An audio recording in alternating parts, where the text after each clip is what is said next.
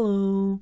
So the new cycle of Abyss dropped this morning, and just like usual, I'm going to clear it using only 4-star characters with 4-star weapons and give some tips on the way. So without further ado, let's get started right away! In the first chamber, we have a bunch of Eremites spawning in waves, and to be more precise, they don't exactly spawn in waves, but rather they spawn in a way that makes it so that there's always 3 of them on the field at the same time. So a new Eremite will spawn whenever you kill one, until they all die. And here you basically just want a team that has good AoE. Taser teams, Nilo teams, Burgeon teams, even some national variants, a lot of things can work here. Obviously, the Abyss is pushing Taser and Lunar Charge teams with a 75% buff to the reactions in the first half, but unless you're specifically playing an Nepha, it's nice to have, but it's not that big of a deal. I decided to play a Taser team anyway here because we will need Hydro and Electro for Chamber 3, and because they're pretty good in AoE, and it was also a good opportunity to unrust my Beto who didn't have time to shine in a long time with all the single target Abysses we got lately. Anyway, the fighting part is pretty straightforward. Make sure you bait the Eremite's attacks in a way that groups them together at all times, focus the summons to reduce the big Eremite's resistances, and repeat until they all die. Obviously, if you have a character like Kazuha that groups them together, then it will be even easier, but with good AI manipulation, it shouldn't be required.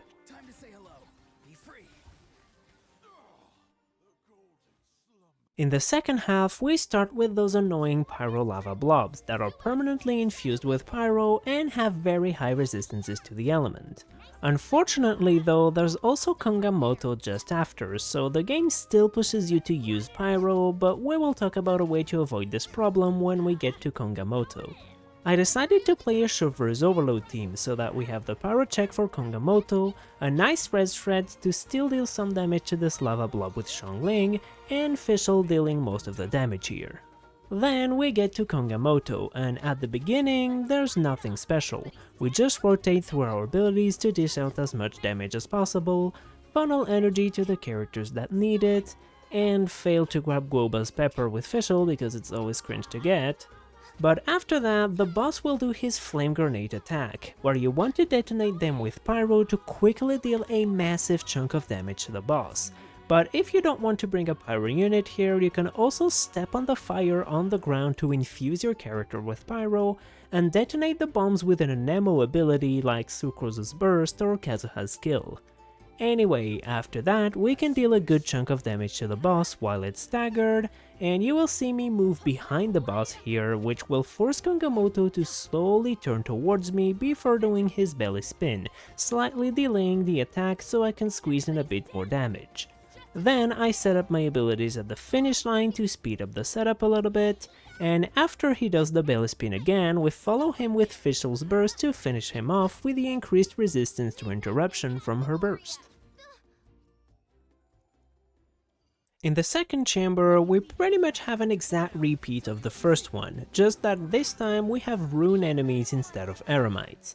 Same rules as the previous one, 3 enemies at a time, 12 enemies total, kill one and a new one spawns until they are dead. The only difference here is that rune enemies are immune to grouping abilities, so characters like Kazuha won't be as useful here, so you'll have to rely on manual grouping instead.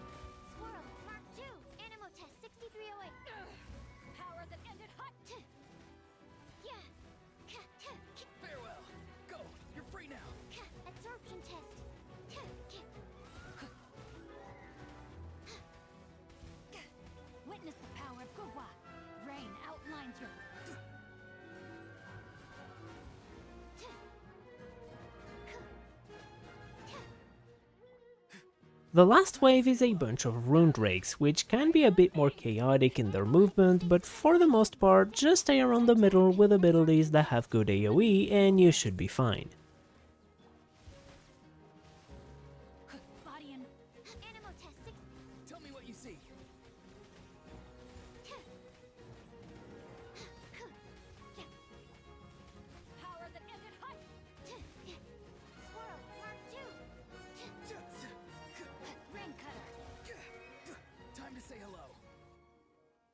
In the second half, we start with a Y-Up, so make sure you enter this room with all of your bursts ready, or reset if necessary to get here again with all of your bursts up.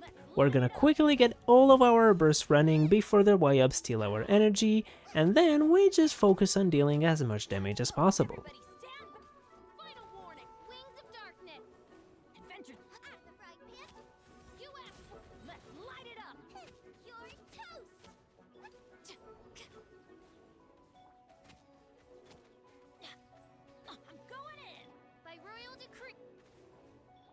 After that, we get to the Dendro Chicken, and this big boy is pretty straightforward. Dendro resistances, just like Kongamoto from the first chamber, so Dendro DPSs like Kinich will be weaker here, although there is a Night Soul damage buff in the second half, which kinda makes up for it, not really, but still, and makes Natlan characters in general very strong here. And the second mechanic you have to look out for here is that since this Dendro Chicken can self-apply Dendro, it might sometimes end up with a Burning Aura, which can make melt carries like Gaming or Mawika a bit less consistent with their melts. But if you're careful or bring faster cryo application, you should be mostly fine. In the third chamber, we have the new Mustache Cactus boss, but he's significantly easier here than in Stygian Onslaught.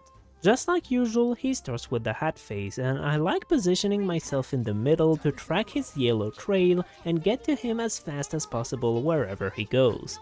Then we just set up all of our abilities, and during this phase the boss is extremely resistant to any element other than Hydro and Electro, and Electro Charged also break his bar faster, so Electro Charge is heavily encouraged.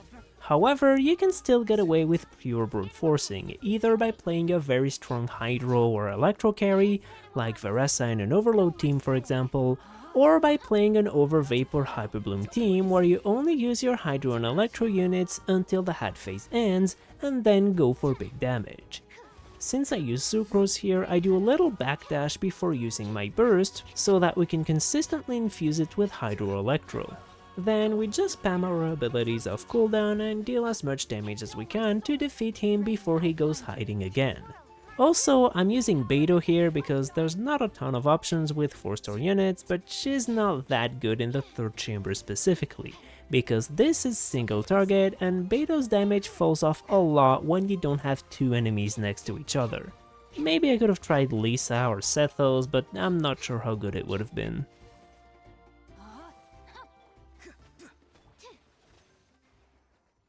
And finally, we have the obnoxious Secret Source Automaton.